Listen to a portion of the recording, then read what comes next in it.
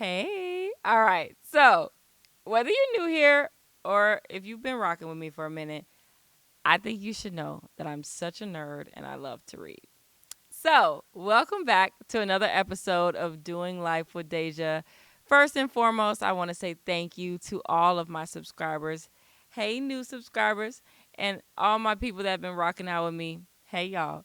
I love y'all. I appreciate you so, so much. Every single like, comment, it truly, truly matters. I love when y'all reach out to me, so keep it coming. As always, I want to make sure that I remind us that this is the Lord's platform. I ask every single time that I decrease so that He can increase.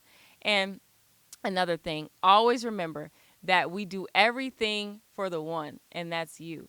God left the 99 for the one, and this is truly about you learning how to do life with Him. All right, so let's get into today's episode. Like I said, I am such a nerd. I love to read, and I want to share with you guys a book that I'm reading right now. And so it's called The Awe of God by John Bevere.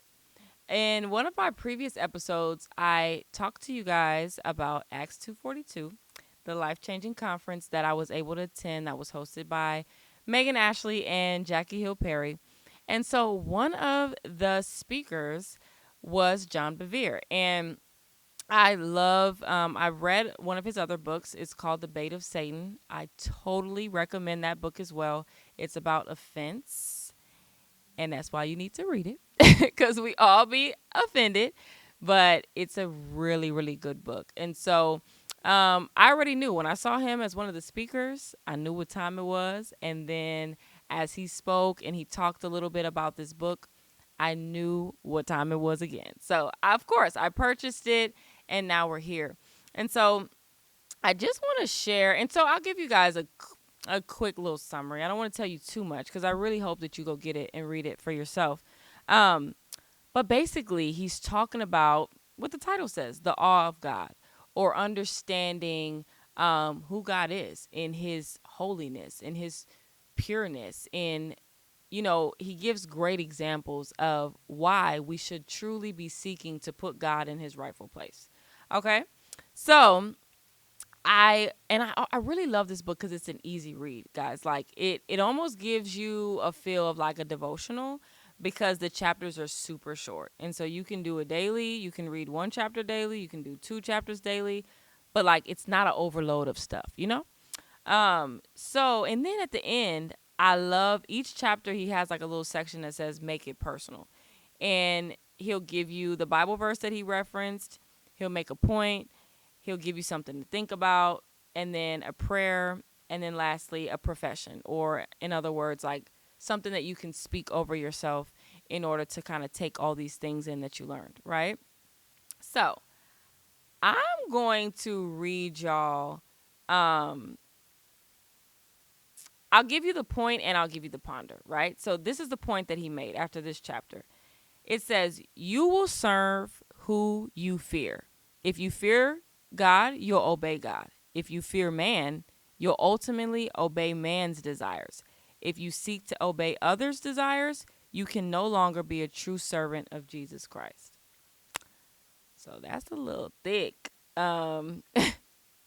If you serve God, then you'll obey God, is a key point in there, right? Okay, so now the ponder part, it says, why do I try harder not to offend the people before me than the one who I don't physically see? Why do I desire love, acceptance, and friendship from people more than I do God? And how can I change this? So, first and foremost, I want you to sit and think about that. I'll reread that, right? It says, why do I try harder to not offend the people before me than the one that I don't physically see? And also, why do I desire love, acceptance, and friendship from people more than from God? And how can I change this? So, when I read this, I was like, ooh, this is kind of deep, right? Because, like, it's true. Like, it's a constant battle or a constant tug of war of, like, we can say, oh, like, no, I don't care what people think. And, like, oh, like, But that's not true, right? And I'm not saying everybody allows people to control their lives, right? You shouldn't. Clearly, you shouldn't. But we have all slipped into those seasons, sometimes situations. Even sometimes it's just, you just don't say anything at all just because you don't want to maybe it's hard to be the black sheep. Like, let's just be real, okay? Like, let's truly be real. It's not easy to always be the one that is defending truth, especially in environments where truth is not being spoken. And so, yeah, when I journaled through this, I had to really ask myself. And I think one of my issues and struggles when it came to people pleasing is because um I think that, like, I love people. I do. So, and you can love people and still serve the Lord. But where I felt like I used to fall victim to all the time is because I love people, I never wanted to offend them. I never wanted conflict. I never wanted to disagree because, like I said, I don't like conflict. And so sometimes I'll do whatever it takes to avoid conflict. I'll even try to fix situations that I have no business trying to fix because it's not my issue. Um, and sometimes it would cause me to silence my voice because, once again, I just didn't want conflict. But as I have, even with doing something like this, right? I have said before, guys, I was super shy. It's not easy to get on platforms. I want y'all to even just go look at my video about Halloween. Go look at them comments. People are eating me up, right? So, like, it's not easy to do this, especially when you care, right? But it's like what John Bevere is saying in this book. There comes a point in time where you are truly following the Lord and you care more about what he says. At the end of the day, because the day got to end, I care more about the Lord saying, well done to me, than I care about how someone who doesn't even know me perceives me. Someone who goes on my comments and says something ugly because of how they believe. And there's nothing against that, right? We can agree to disagree. That the Lord gives us power of choice. Everybody has a choice. And I have dedicated my life at this point to choose him. And so that comes with even, the Bible itself is offensive. Like, if you read the Bible and you're not being convicted, I don't know what Bible you're reading, right? Because, like, but I always think about this verse in Proverbs where it says that the Lord disciplines and he corrects the ones that he loves. Or even like Psalms 23. I talked about it in a previous episode, right? But there's a part in it that says, thy rod and thy staff, it comforts me.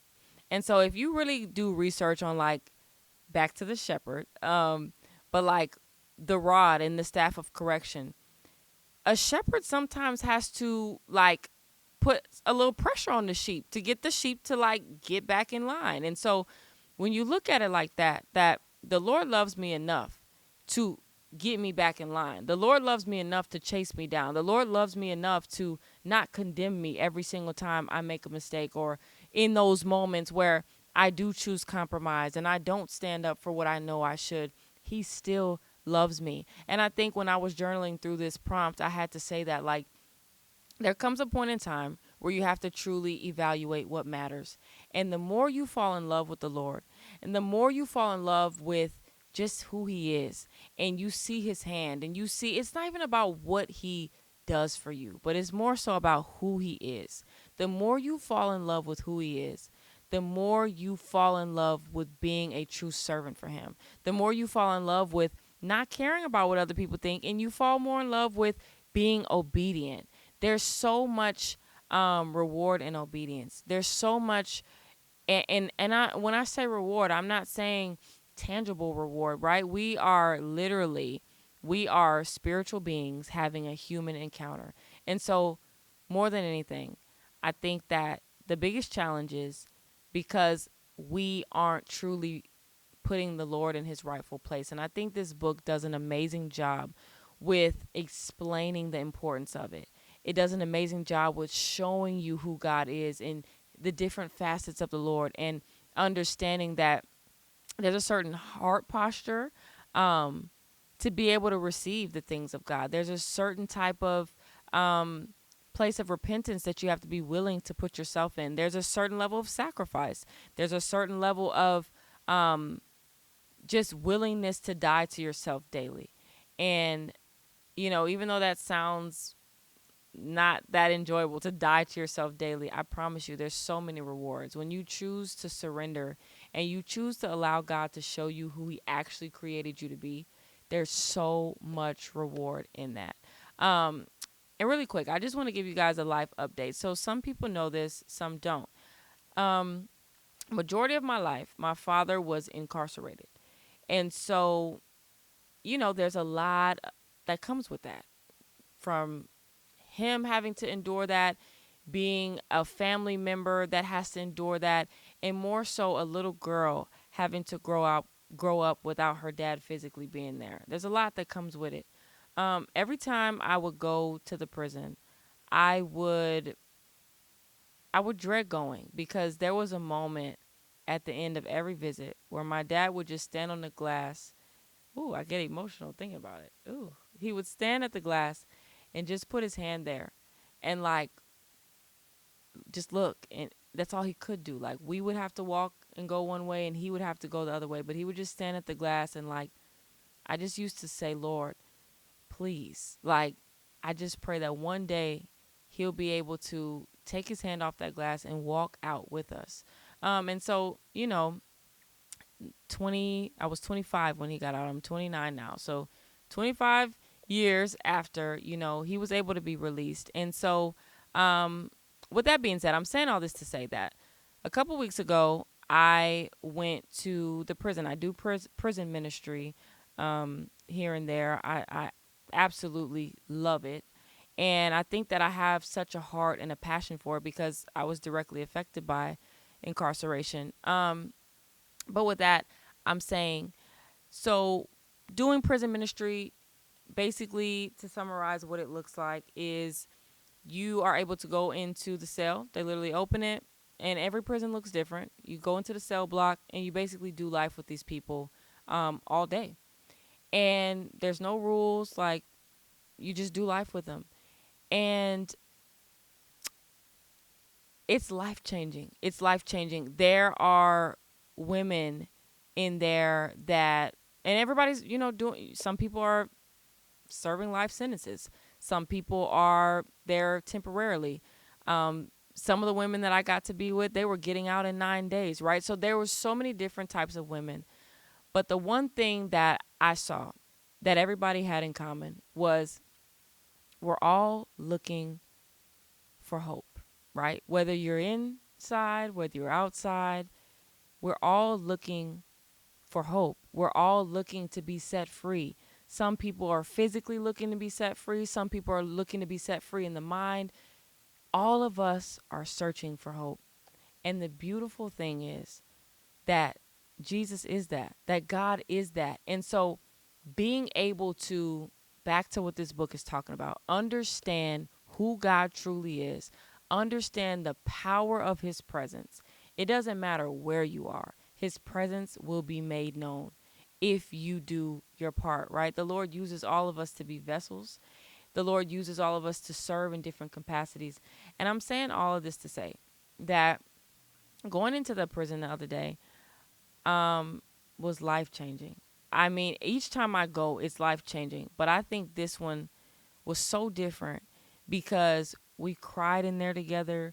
We prayed in there together. We praised together. We were singing together. Like, it was beautiful. It was so beautiful. And that is the awe of God.